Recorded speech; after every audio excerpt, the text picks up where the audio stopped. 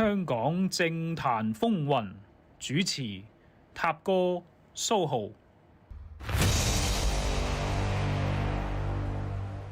不係啊，好咁跟住就係方學生講完講少少功能組別啦。咁功能組別嗱，老實講我即係如果比起你話阿江文慧嗰單 case 咧，咁我哋先講咯。冇所謂冇咁有趣，但係其實都好激烈嘅教育界啦。咁教育界就係其實教育界同方國珊係一樣嘅，係都係一個不滿嘅投票嘅示範咯。因為其實我哋講呢一個教育界，依家就有一個鄧飛啦。咁鄧飛上屆就選委嘅，選委嚟嘅。咁今屆因為阿朱國強又俾人踢走咗，咁佢就要落翻去教育界啦。咁原先咧，其實今屆教聯會如果你睇翻啦，佢哋有6席㗎，變撚咗個大黨，冇撚人係察覺呢樣嘢，即係當然冇人關心啦。咁但係其實呢一個鄧飛落去教育界選，其實就諗住佢揸旗。日後教聯會就係呢個立法會有一個，即係當然唔係咩，即係當然叫大黨㗎啦6席，咁但係就諗住佢帶住呢班人喺呢個立法會發揮影響力㗎嘛。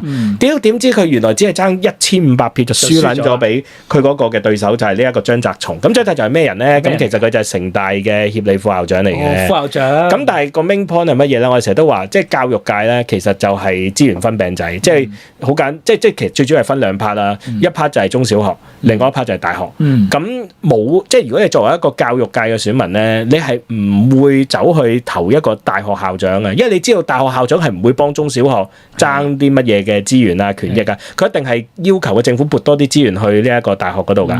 咁所以你如果係基於一個功能組別嘅，唔係呢個基於一個功能組別嘅選民，你一定係投翻去自己嘅業界嘅利益嘛。所以點解我哋咁反功能組別嘅原因就係咁咯。就算你個功能組別咧係全面直選都好啦，即係如果唔係超級區議會嗰隻投票嘅方法，好似教育界啊、社福界啊、法律界都好啦，佢就算係一人一票冇意思，因為唔係冇意思，因為佢一定係會支持翻佢自己嘅業界利益。但係喺今次呢個選舉就完全反常咗，因為大家都知啦，即係喺教育界選民一定係壓倒性中小學嘅教師多㗎，但係佢哋就全部冧晒啲票去呢一個嘅張澤松度咯。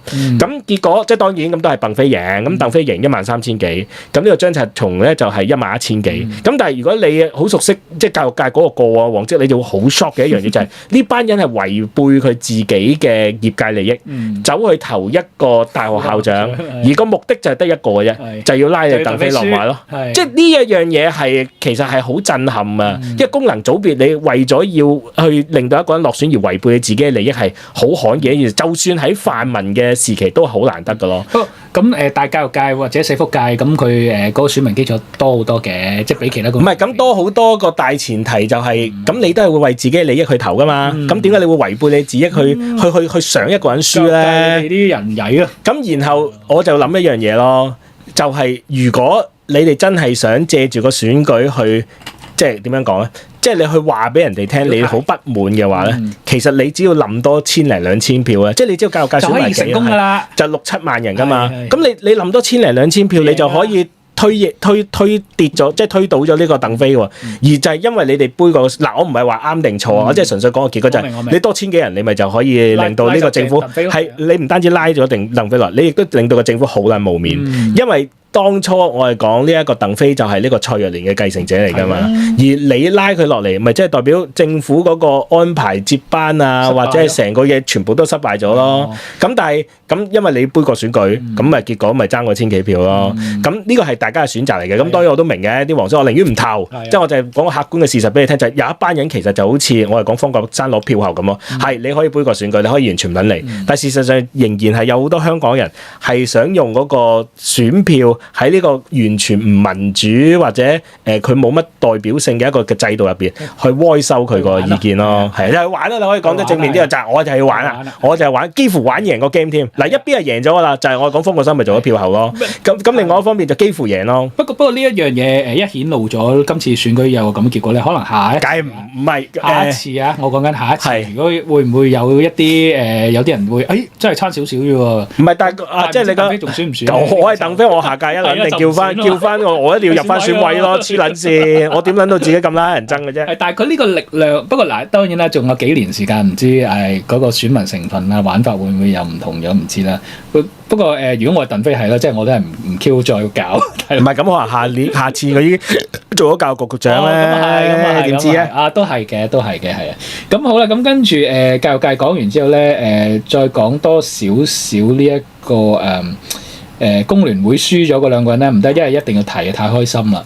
就係呢個郭偉強同埋陸頌雄輸啦。係，但係佢哋就唔係功能組別輸嘅，佢哋就係直選輸嘅。咁佢哋本身都係呢個即係之前嘅議員就係選委嚟㗎嘛，個界別係。係。咁佢哋咧其實有個我哋雖然講過好多次啦，但係都再教育叫做唔係好教育啦，即係同大家講下咧，就係即係工聯會個玩法有啲唔同，因為我出完個 post 好多人都問吓。佢哋點解會輸嘅咁樣？即係點解佢哋會輸啊？雖然好開心啦嚇，有啲人尤其是見到郭偉強輸啦。咁但係其實佢哋個玩法係咁樣嘅嗱。第一就係其實佢哋已經叫我嘅理解，佢哋已經叫賺咗一屆㗎啦。因為咧佢哋嗱郭偉強已經做咗好耐啊，佢由12年已經可以做立法會議員，咁12年到16年做一屆啦。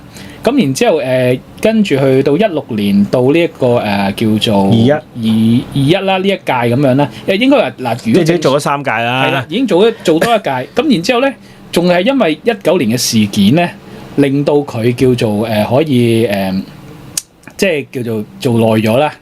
即係原先佢已經要落去公海㗎啦，應該要落公海㗎啦，係啊。咁點知依家因為嗰個政局不穩定，就俾你拗多喺個功能組別度一屆咁樣樣。咁所以就跟住佢即係有得做選委咯，係啊，即係喺選委嗰度做一屆議員咯。咁然之後佢而家再落去地區咧，其實已經叫遲咗。即係賺咗4年啦。賺咗㗎啦。咁因為如果唔係多呢個玩法，佢哋應該一早落公海。咁但係當然啦，你睇到咧，就算俾佢賺咗一屆，理論上啊。佢應該喺個地區嗰度已經叫做紮咗根㗎啦嘛，即係起碼努力揼咗啲莊咯，落咗莊㗎啦。應該努力啲做啦，咁樣咁最後郭偉強嗰個票數就2萬幾、2萬5，咁輸撚咗俾陳家沛，輸咗俾陳家沛嗰啲4萬幾，咁即係其實都爭得幾遠下㗎啦，即係咁。即係你真係想講真係好撚廢。係咪咧？其實關唔關廢事咧？有好多原因嘅嗱，第一就係佢選嗰個係港島西啦，咁港島從來對工聯會，除非你北角嘅啫，即係港島東咧，咁港島西嚟講咧，傳統嚟講都係叫做點啊？即係叫中上產人士。又啱喎，即係唔係好格格不入。同工聯會真係格格不入嘅。咁其實去嗰個位本身。唔係你畫細啲就得咯，你蔡素玉嗰啲。嗰啲北角嗰啲咯。咁但係除此以外咧。即係除咗北角即係中間嗰部分之外咧，港島東都多嘅建制派，咁但係港島西就所以唔抽得咪贏咯，係啦，唔抽得咪贏咯，唔抽得不贏。但係港島西真係好少，因為港島西全部真係西人多，即係好難贏嘅。咁但係亦都係點講咧？其實亦都真係郭偉強包埋陸頌雄啦。我成日覺得佢哋你話佢哋孖寶有啲唔啱，因為郭偉強 senior 過陸頌雄一屆嘅，咁同埋陸頌雄又真係比較點講啊？如果你話佢兩個 compare 咧，其實陸頌雄個形象更加突出啲添，因為佢係戰狼啊嘛。咁當然郭偉強你都話佢拉咗萬邊一嘢叫做顯示咗戰狼，但係其實平時佢又真係唔係好戰狼喎，即係佢嗰個好低調啊，即係唔係即係我性格唔突出。咁你落去搞咁多年啦，你睇佢嘅師傅就係麥美娟啦，所謂嚇。咁但係佢就即係唔係好掂咯，係唔係好掂？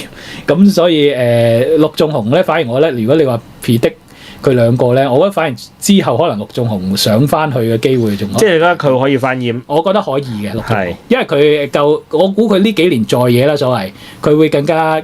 激啲咯，即係譬如去美國領事館嗰啲，一定係都係第一個衝上。唔係，但係工聯會仲肯唔肯俾佢翻驗？因為佢最大嘅問題就係學你話齋，喂，工聯會其實就好似嗰啲偶像團體咁咧，要持續畢業啊，要換血㗎嘛。我覺得陸頌雄得嘅，因為佢係工二代嚟嘅，即係佢老豆係傳統嗰啲工聯會資深。即係有講血統嘅，原來工聯會都。梗係講血統啦。咁吳秋北有啲咩血統啊？吳秋北阿爺嘅血統啊，阿爺係喎，又啱喎，又啱喎。咁所以係啦，咁即係。同埋陳婉嫻嘅的係我真係唔熟啊！我唔知有冇叫做陳婉嫻的嘅，但係嫻姐仲喺度噶嘛。咁但係佢當然已經叫做退咗休好一段時間啦。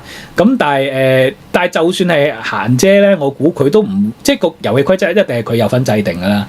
即係我覺得呢個制度咧，其實係點講啊？其實都算係健康嘅。頭先我哋都喺度傾就係因為佢最終都要擁佢哋落去地區直選啦。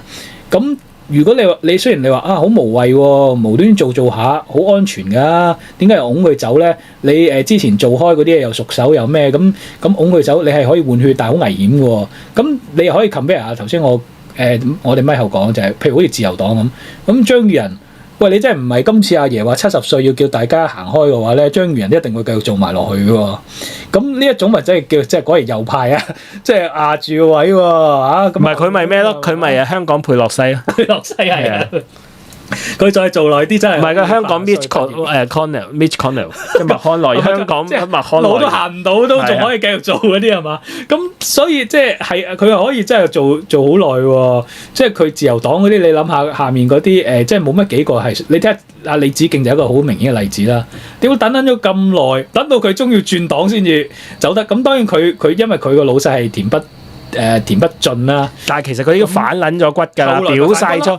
佢扁撚晒中都係唔撚俾佢喺自由黨出頭。係啊，所以後來咪反面就係因為呢個原因啫嘛。唔係咁你反撚咗面，原本預就係咁，你自由黨應該要投報你俾翻我選，就係唔撚俾你選，就係唔撚俾你選。係咯，所以你話即係要當然嗱，呢啲都係個別政黨自己嘅安排嚟嘅，咁呢啲就冇咩啦。但係你話如果唔係阿爺今次出手話要70歲退休咧，張宇人真係可以咬到天荒。你而家咪幫阿爺歌功頌德，你係咪個鬼？我直鬼啊！直鬼，你就係鬼個鬼啦！我係鬼啊！係全靠就係阿爺先可以做到呢一個咩叫新陳代謝呢個議會。因為呢個我都覺得，所以我就係話我節目開頭我就覺得阿爺係有佢諗法，即係我講有諗法就係我之前我都predict唔到阿爺係咁有諗法，直到佢話70歲啲人要趕人走，我就覺得啊佢真係有諗過全盤去考慮，就係佢要維持住呢個新嘅遊戲規則，因為呢個遊戲規則就雖然以前都唔叫做民主啦，一半直選一半功能組別，但係佢而家換咗一個，佢知道係。如果冇佢干預嘅話咧，佢呢嚿嘢就真係變咗萬年國代嘅有可能。咁佢就要諗一個新嘅遊戲規則，譬如係年齡去 cut 你啊，例如有競爭啊，點樣喺呢個範圍之內令到你哋互相競爭啊。即係佢其實係，所以我就話佢真係好成功，就係因為佢真係諗到，而且仲實行到。然之後再諗啲點子，譬如好似江文慧嗰啲，咪就係嗰啲新嘅點子咯。唉，真係我諗翻，真係講翻李梓敬，你記唔記得？咪當日佢咪就係參加新民黨初選，俾阿鍾國斌夾除嘅黨籍。係啊，諗咩諗啊？即係喂，我已經反撚咗骨啦，仲要反2次，反撚完田北俊，再反呢一個，即係根本就係呢一個建制呂布，其實佢又係。同埋佢仲反咗一個骨嘅，就係反啲基督教骨啊！佢仲要反撚埋呢一個嘅葉劉。係啊，其實都唔可以話佢反嘅，佢又冇反葉劉嘅，佢冇的係，但係反撚即係喺呢個自由黨連反2次都真係算勁，都經典。係三反撚埋基督教。係反埋基督教，即係原本係最堅定嘅反同志㗎嘛，而家入咗個最支持同志嘅新民黨。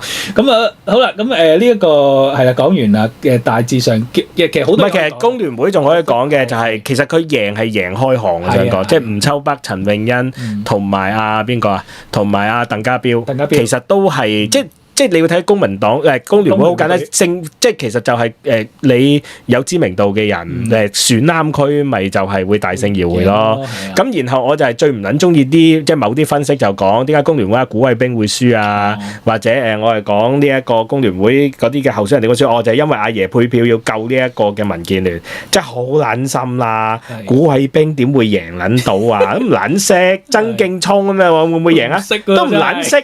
咩李晶儀，即係其實今次工聯會係有啲嗰啲叫咩啊？人海戰術，即係樣樣都去試下咁啦，俾大家落去咁啦，同埋佢哋咁撚多人咪咪俾佢落去試下咯。咁但係你唔能夠因為佢哋輸就覺得，就係因為民建聯夠急，所以就要配票俾個屌，即係講唔撚通啊成件事。如果係配票，咁你吳秋北唔會大勝議會啦，陳穎欣唔會大勝議會啦，呢個已經係否定咗啲講法，都仲係用緊2016年嗰個概念咯。係，即係佢哋唔肯面對一個現實，就係喂，咁而家起碼就算喺而家呢個規則入邊，咁真係有人好打啲啊嘛。係啊，你唔可以否定咗佢真係好打嘅喎。好啦，咁講完呢一個工聯會咧，最後因為太多嘢可以講啦。不過我有啲即係太長咧，我始終真係好想講就係馮智政同立法會呢個關係。因為我哋其實如果以食花生嚟講，我哋真係應該講，即係喺唔係其實講撚咗咯。但係你因為就係要堅持呢一個非主流嘅做法，所以而家人哋都人走茶涼呢講法就咁。但係當然其實就係病撚咗啦。係咁，你講翻呢一個馮智政有啲乜嘢感想咧？咁呢件事最詭異就係咩咧？就係我一睇到佢出呢個 post，我係唔意外嘅。楊哲安，因為我同大家講過少少即係上一集講過啦。我細個嘅時候都參加過啲 Round Table 活動嘅。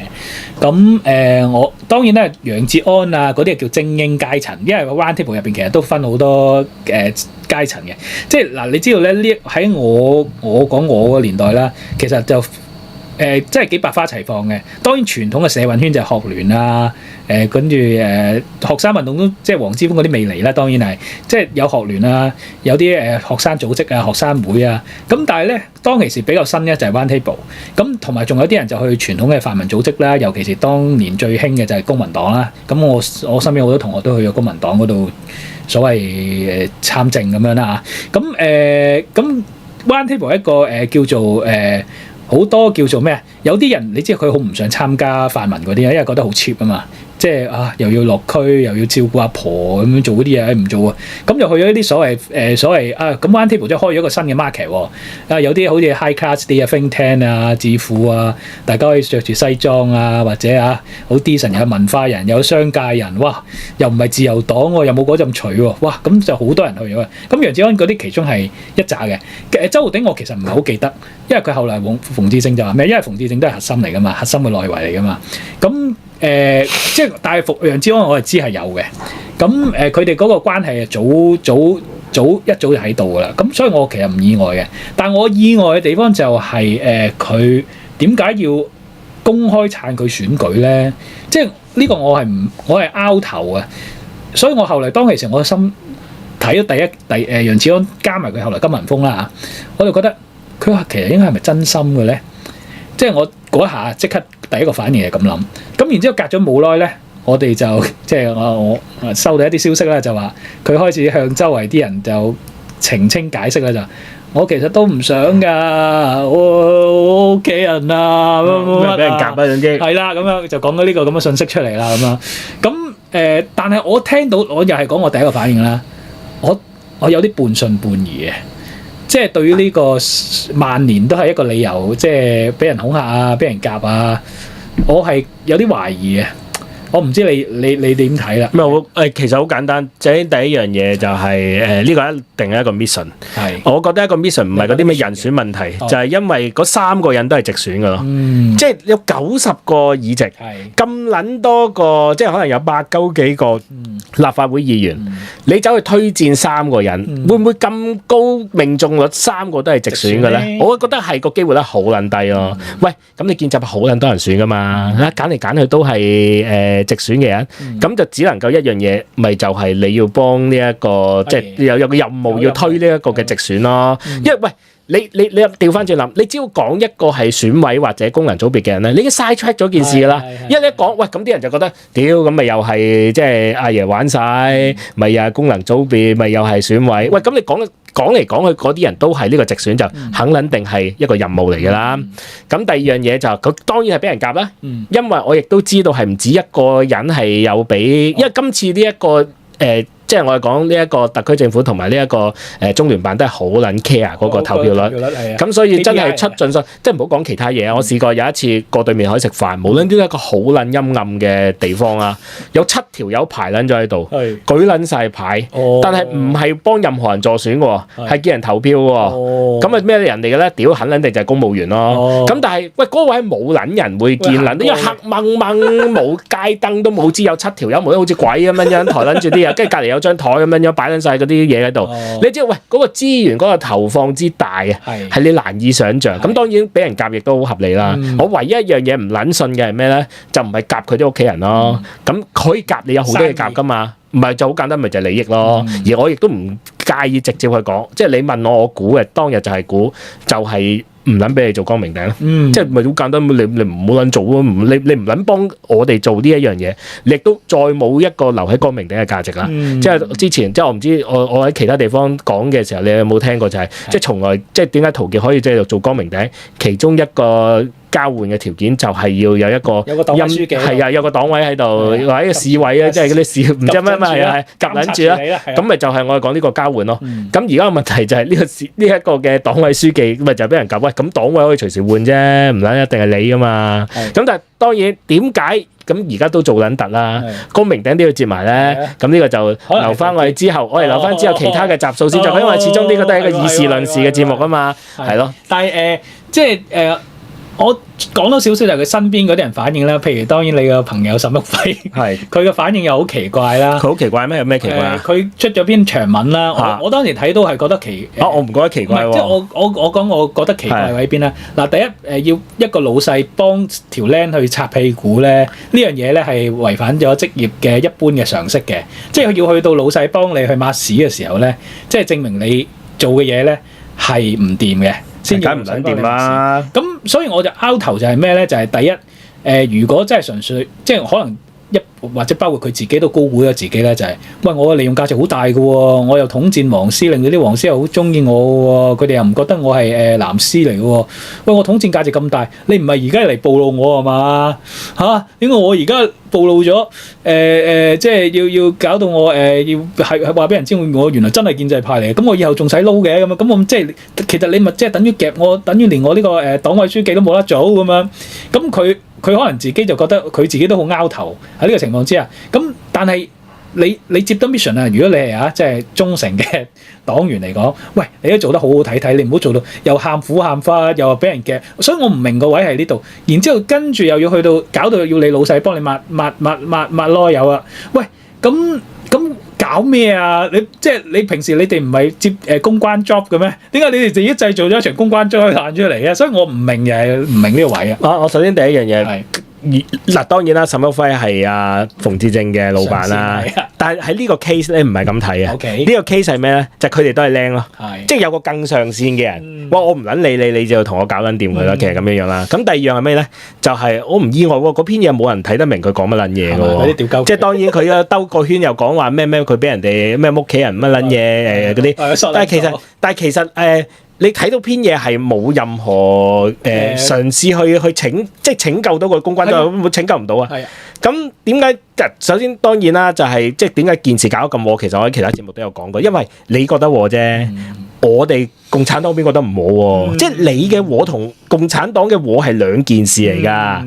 你覺得喂唔係喎，咁啊結果搞到啲人覺得你嗰個選舉更加肉酸。喂唔係喎，我喺中聯辦或者其他共產黨嘅角度去講就，喂起碼有耐先啦，大家都講啦。喂結果咪全香港又重新聚焦翻喺個選舉度，我都係因為呢單嘢先確認咗選舉投票嘅日子㗎。佢係其實產生咗個社會功能㗎。咁至於你話即係搞到好一鑊粥乜乜柒柒啦，屌去到今日啊，仲有人記得件事咩？即係唔撚係光明頂接撚埋啊，都已經冇撚人記得啦。同埋直到呢個消息之後，佢又變到好正常。係啊，佢嗰個冇事啊，咁咪出翻嚟，咁宣布復出添。咁有啲咩公關災難啫？公關災難嘅意思就係會影響到佢啊嘛，冇影響。而家大家都覺得冇事。我就覺得佢個 trigger 點就係點解會停咧？就係因為佢早幾日咪出咗個 post 話自己會復出噶嘛，就好似一個月後就已經當冇事啊嘛。可能真係陶傑真係頂撚唔順，你仲嚟搞我？我都傾向係陶傑頂撚唔順嘅，但係又未必關佢復出事，因為其實復出之前已經係有啲風聲透露咗出嚟，就係陶傑已經周圍同人講，我就唔撚諗住玩㗎啦。不過即係有啲太敏感，我都係唔撚可以喺度講。但係個 main point 就係即係好難頂咯。即係如果你問我，即係有件咁嘅嘢，咁而沈旭輝係唔撚同嘅，即係陶傑同阿馮智政嘅關係係一個直接嘅關係嚟㗎嘛。即係我係上把，你係下把。但係沈旭輝同埋阿馮智政關係係。佢喺間公司度就上司同下屬啫，喺更加高嘅一個團體入邊就大家都係同事嚟嘅咋，平起平坐。咁你個同事出撚咗事，你係咪要幫佢兜翻啊？最多佢係 team leader 啫。係啊，一個 PM 咁樣樣咯。咁咪，但係我就係想講呢件事，即係我哋睇遲啲再講啦。但係我覺得好可悲嘅就係咩咧？可能佢自己都真係高估咗自己個價值。就係佢以為自己有一個能力去統戰人哋，自己亦都係被統戰。我就唔同意嘅， Okay 我覺得佢呢啲做得咁撚肉酸咧，我頭先都講過係 mission 嚟㗎啦。我知唔係佢揀㗎，我知係人哋 order 佢做得咁撚肉即係酸㗎。我覺得可悲嘅點解？佢覺得自己應該可以做啲更高層次嘅 mission。哦，咁啊係啊，係啊係啊，佢應該做首輝。結果你睇下首輝使唔使做呢啲嘢？係啊，你睇下趙高使唔使做呢啲嘢？點解而家要我爆啊？要我做係醜人啊？呢個我好認同，係啊即係覺得點解我搞咗咁撚耐係啊，我都要做啲咁撚低層次嘅 dirty work 咧？ dirty job 咧？係啊，呢啲 dirty work 應該係其他人做噶嘛，係啊我應該已經升華到一個層次，就係同阿沈旭輝、趙高平嗰平做啊嘛。屌，而家就唔係原來你都係當我係垃圾咁樣啫，唔係當你係垃圾，即係你都係啲基層員工啦。係咯，係啊，我做咗咁多年，你都係嗰啲洗廁所嗰啲咯。點搞咁耐？唉，所以我覺得係有啲可悲嘅，即係因為因為我都係從兩個角度嘅。第一就係從同大家一樣啦，但係因為我多個身份就係我都叫做喺呢個業界度嘅一個小樹啦，即係都嘅喺呢個業界撈過啦。所以其實我都好想講李永大嘅，不過今日真係講唔到啦。唔係，其實唔係，仲有一樣嘢，你係一撚定要喺今集講撚埋佢嘅，就係呢一個立法會主席選舉。哦，係啊，死啊，差啲唔撚記得咗。係啊，立法會主席選舉咧，其實就係頭先立法會選舉嘅延伸嚟嘅。咁當然啦，我要承認咗，我係登咗嘅。頭先阿塔哥提咗我登咗。係啊，好撚多人問啊，喂，屌你又話咩㗎？一定冇得選嘅，屌依家選撚埋，唔單止有得選，仲要贏撚埋。雖然係錯，但係都有啲譜。係你都仲可以鬥，我一睇你點樣鬥。好似蕭生咁面皮厚，你真係啊！唔係你用咗蕭生就喂，我咁多嘢中你唔撚講。我咁多嘢中你唔講。係啊，嗰啲錯一兩次，你又話我登，同埋全世界都估佢冇得選噶嘛，咁我唔可以話錯噶，你應該咁樣鬥。係啦，冇錯啦，我哋即係呢啲先係合格 KOL 啊嘛。咪但係即係咁嘅講，係有啲譜嘅，就係陳振英真係趌咗出嚟啊嘛，同埋佢嘅票數唔低啊嘛，李慧瓊都係贏佢5票啫嘛。係啦，47對42票。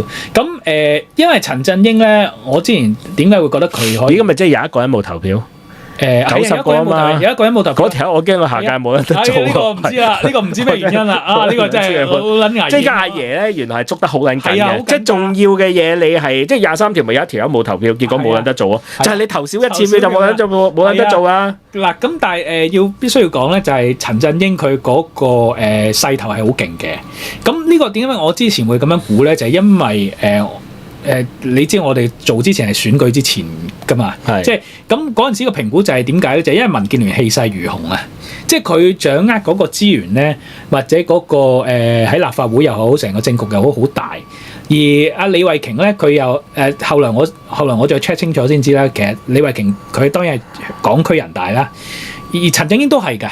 陳振英都係嘅，咁但係我當其時淨係可能留意到啊李慧瓊佢係全國人大，咁佢個身份咧可能係有重疊，因為如果你記得咧，當年立法會主席啊范徐麗泰咧，佢後來都做咗港區人大噶嘛，但係佢喺選港區人大嘅時候咧，佢已經講話咧，佢唔會去出席會議嘅，因為佢驚有衝突。咁但係其實嗰陣時已經係到佢就嚟退休㗎啦，即係佢做多幾個月佢就唔做立法會唔選㗎啦。咁所以佢去到佢唔做立法會之後，佢咪直接全身去投港區，即係投入去做港區人大咯。即係佢特登避開咗唔去嗰個港區人大開會嘅，喺佢做立法會主席期間。咁所以咧有個咁樣嘅傳統之下咧，我就諗，咦咁李慧瓊佢冇理由放棄港區人大㗎，咁同埋立法會入邊好多聲音就覺得民建聯一黨獨大，上次而且佢又係曾鈺成，呢個都係其中一個考慮啦，就係曾鈺成嘅的係徒弟啦。咁有啲人就始終覺得，喂，雖然你等咁耐啫，但係咪真係俾你做咧？啊，咁嗰陣時我係收到個風係綜合係咁樣咯，所以我覺得佢咁即係你咁嘅解釋，即係話多得黃碧嬌，所以佢就有得做翻主席啦。我覺得係因為而家嗰個即係第一佢可能即係最終係講咗數嘅，就係俾佢哋兩個自由競爭，呢個係第一，即係唔包佢贏啊！我覺得係即係俾佢兩個自由競爭，俾佢兩個喺搏擊。咁我估最終可能係因為民建聯覺得自己喂我哋票數係跌咗咁多。可能真係有連鎖效應嘅，即係我覺得其中一個因素就係，喂，咁我哋票數跌咗咁多，雖然議席冇少到啫，但係咁同埋我哋民建聯而家始終都係第一大黨啊，咁可唔可以俾我哋自由競爭一下？我估最尾可能係拗到咁就俾佢哋兩個自由搏擊咯。咁個票數事實上就真係好接近喎。如果你話係阿爺受意嘅或者乜嘢嘅話，佢冇理由個票數係接咁危險啊，係咁危險。雖然最尾可以數到票。咁呢個係但係去到咁接近咁，唔係咁你40幾就唔係數票可以數到㗎啦。係啊屌你即係我成日都講即係。特區政府有，中聯辦有，安全係需要100㗎嘛，或者起碼10票以上啦，個間距。所以我唔覺得我自己坐得好離譜喎。屌，我要面皮即係你嚇你個大講咧，你話佢選都冇撚得選喎。咁呢個係咁樣有得選喎，有改變咯，係咯。咁嗱，依家我俾啲 update 你啦。首先第一樣，依家咧就我係講呢一個嘅陳振英咧，亦都攞咗個安慰獎，就已經當選為呢個內會主席。其實都合理嘅，因為通常你選唔到呢一個立法會主席，但係覺得你有潛力嘅，因為內會主席係等於副主席啊嘛，內會主席等於副主席。係咁，然後另外就係我哋講呢一個吳永嘉，就係做咗呢一個財委會主席啦。呢個都係預計內嘅啦。咁而內會副主席你估係邊個？死啊，何君堯啊！係啊，你點會知㗎？我估到啦，因為嗱我都收嗱，因為我哋睇嘅時候未有正式新聞出嚟，但我估到啦，因為點講咧？即係因為我之前聽翻嚟咧，就係佢哋覺得應該要推即係佢哋覺得佢哋太冧啊。係。咁但係你知道其實何君堯喺建制派入邊形象都係爛仔嚟嘅，唔係淨係我哋覺得，建制派都覺得係爛仔，都覺得係啦。咁但係你睇下而家佢排出嚟嗰個陣勢咧，其實佢哋係即係嗰啲人啊，都係代表主流嘅政黨，譬如好似吳永嘉咁樣，咁佢就係代表自由黨噶嘛。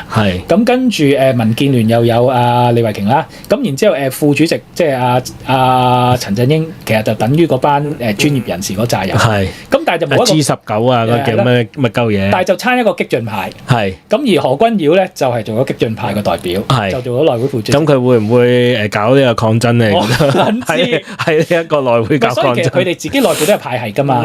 咁所以我亦已經一早估何君堯應該會係時候應該會有啲位做到。咁至於呢個財委會嘅副主席咧，就係呢一個陳克勤。咁所以你問我就其實，喂，咁你中聯辦一個立法會主席，一個財委會副主席，其實都仲係好睇重呢一個民建聯咯。係。因為我懷疑即係民建聯，就算李慧瓊做唔到主席咧，咁其實內會主席都會俾翻佢噶嘛。咁所以佢點都再加埋財會副主席，咁點都壓到兩個位嘅。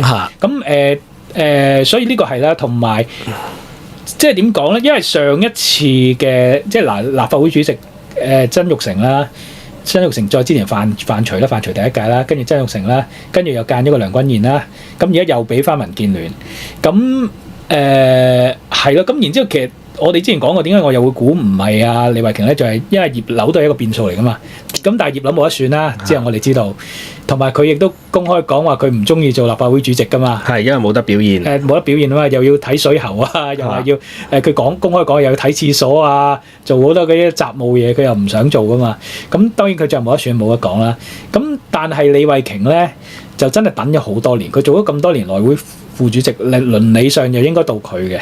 OK， 咁你咁講又真係幾撚差，幾乎輸喎，等咗咁撚耐，都仲要同人公開搏擊，所以我唔覺得我自己係燈喎，係辯駁咗先，係啦，咁係咯，咁同埋都係即係始終都係有啲嘢嘅，即係因為佢始終佢個黑歷史就係佢係曾鈺成大徒弟啊嘛，咁呢一樣嘢我覺得都係可能阿爺最後都係覺得係咁算啦，咁都係俾你選啦，自由競爭啦，所以呢個我其實都好感慨嘅就係即係你問我，如果我係即係中共或者我係中聯辦或者特區政府，我一定係將呢件事大肆宣揚就係，喂。邊個話俾你聽？所有嘢都係欽點啊！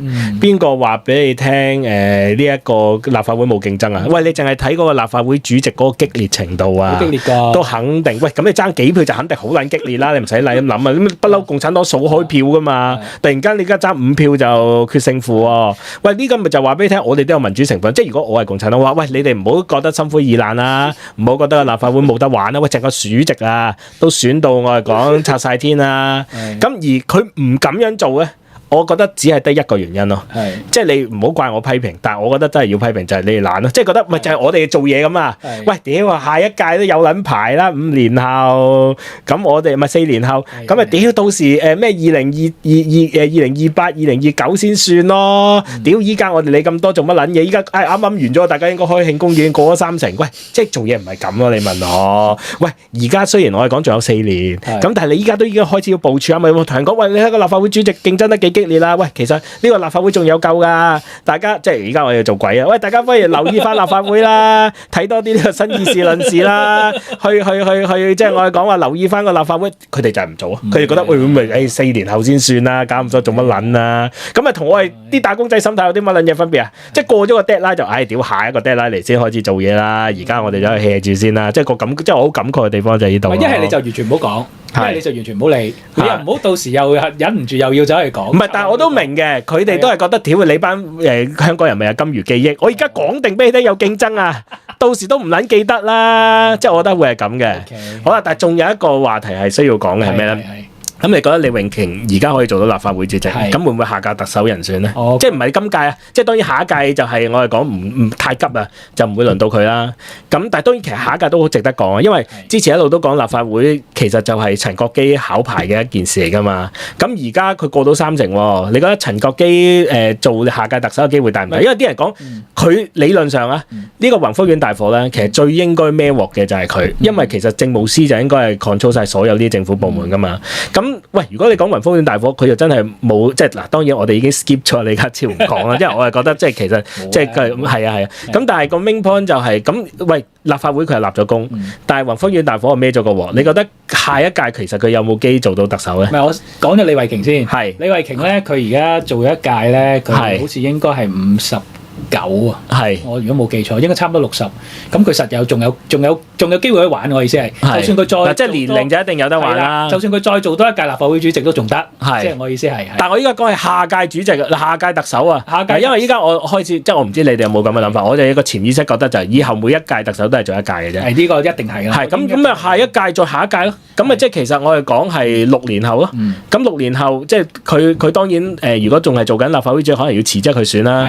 咁但係 main point 就你覺得佢會唔會做到後2屆嘅特首嘅？我覺得有機啦。係李慧瓊係有機嘅。係佢永遠都係擺起碼個 list on the list 喺入邊嘅。係咁，但係因為如果佢冇得做到今屆立法會主席，我就覺得佢嘅政治前途就已經完結㗎。係我都覺得。但係而家做得翻個主席咧，就好似有得復活喎，有得留條線喺度啦。係留條線喺度啊。on the list 所以我就話佢喺個 list 入邊嘅。係咁，但係你知道咧，咁當然呢個世界都係有意外嘅。你話如果冇2019年李家超都做唔到特首啦。係咁但係如果按正常嘅排位嚟講咧，我覺得阿陳國基咧都仲係好安全。係。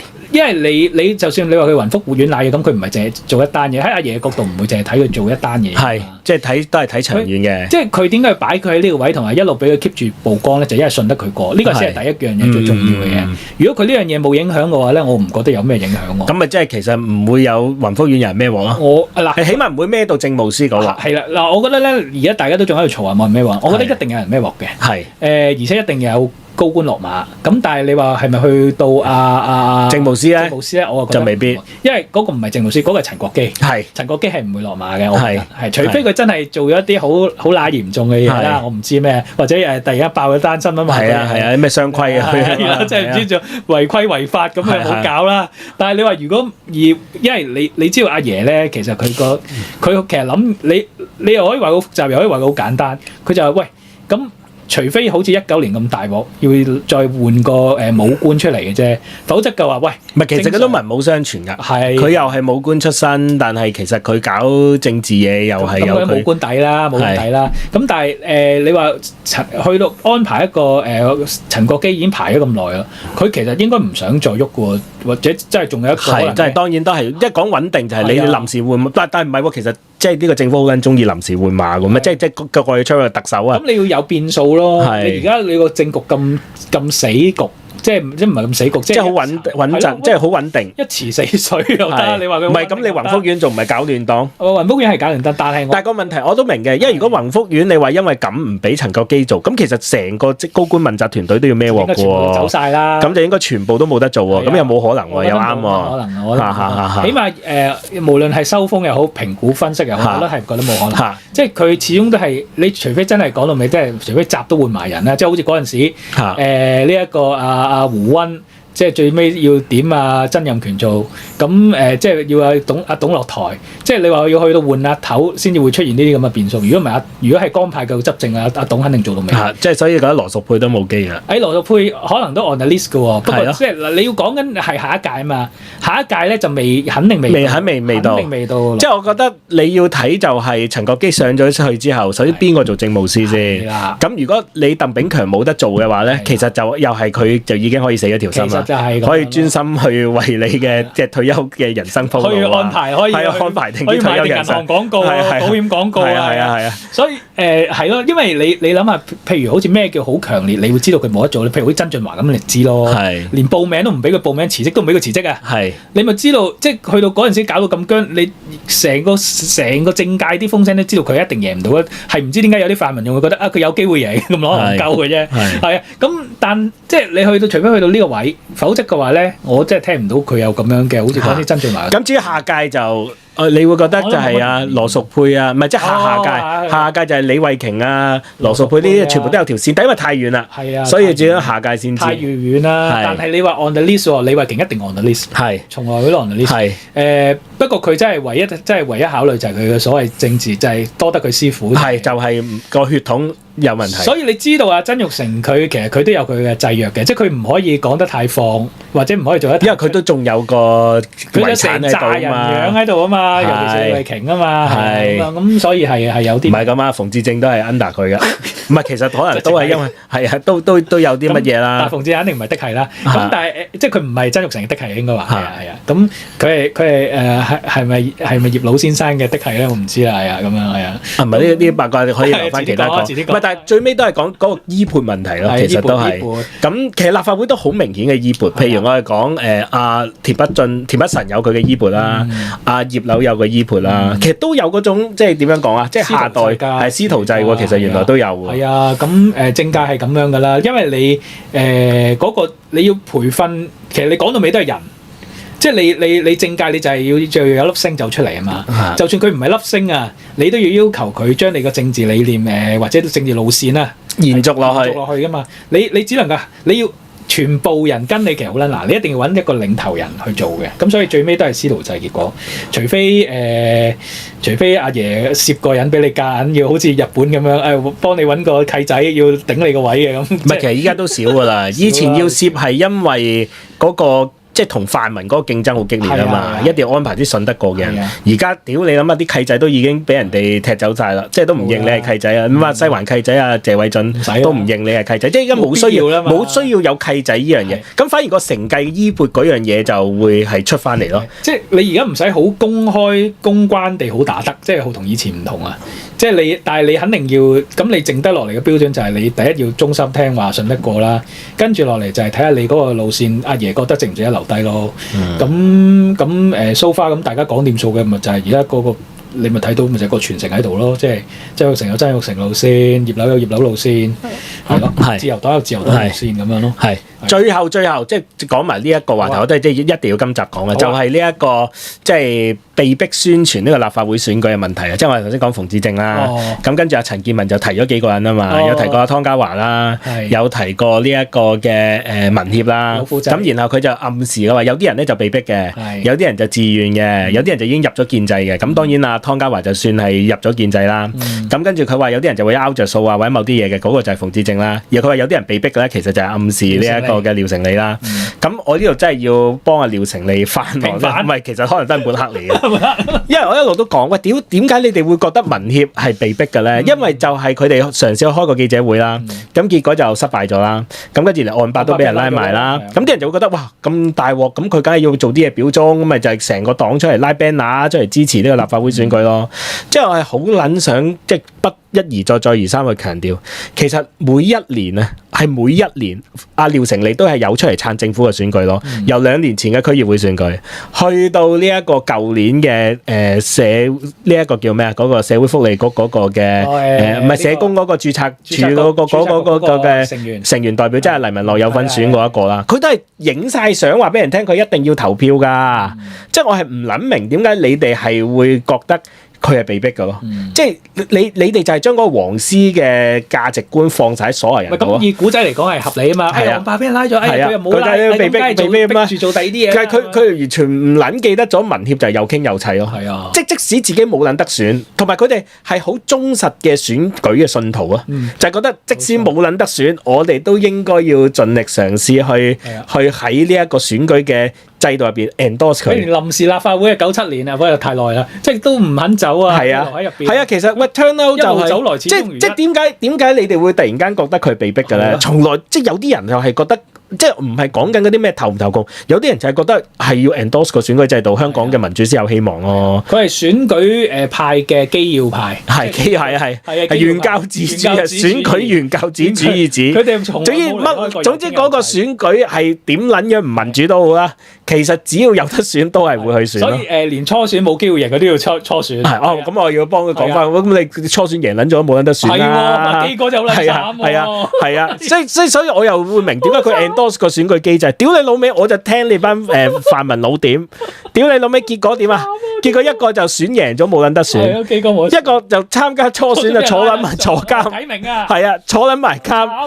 即係你問我，我覺得即係喺呢個選舉入邊最大嘅受害者，一定係佢哋咯。而佢哋亦都係一個最忠實嘅信徒咯。係啊，所以佢出嚟拉票係唔奇怪嘅，即係大家即係 clarify 翻呢單嘢啫。即係佢哋不嬲都係有係啊，唔好成日都將你哋嘅角度擺落去所有人度啦。呢個世界有好多唔同諗法嘅人嘅，純粹就係咁講。同埋咁橫掂都係補多句，就係其實好多譬如呢一類型嘅，即係唔係呢啲唔係傳統泛民啊，即係呢一類型，譬如好似民協啊、街工啊呢一啲咧，如果大家喺地區嗰度參與過佢哋活動都知咧，佢哋亦都其實 keep 住有 run 嘅佢哋嘅組織。係，即係其實你唔好以為依家得個學。係啦，即係其實你話民主黨同公民黨點解咁易解散咧？即係我哋今日唔夠時間講佢解散，就係因為其實冇利益啊嘛。即係除咗區議會議席或者嗰啲議席政府嘢之外咧，就冇啦。但係佢哋唔同。